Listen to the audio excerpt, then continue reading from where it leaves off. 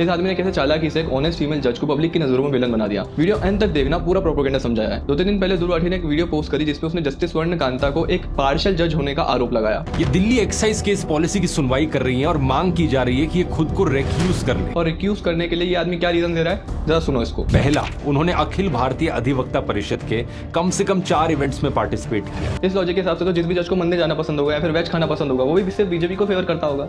भाई तू मुझे बस एक ऐसा जज दिखा दे जिसको इस तरीके के फंक्शंस को अटेंड ना करना पड़ता हो। मतलब अपने आर्ग्यूमेंट को सही प्रूव करने के लिए कुछ भी बोलना है। पिछले कुछ सालों में एक्साइज पॉलिसी से जुड़े ऑपोजिशन लीडर्स के कम से कम 5 केसेस जस्टिस शर्मा के सामने आए।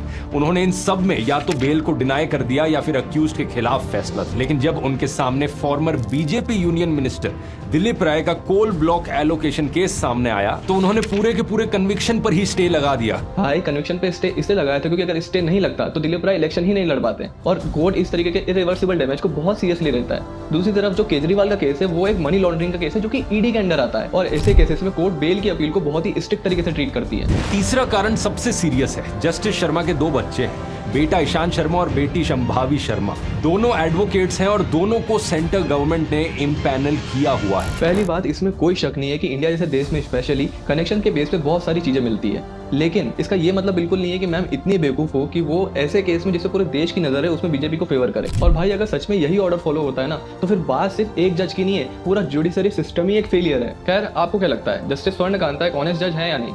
कमेंट सेक्शन में बताओ।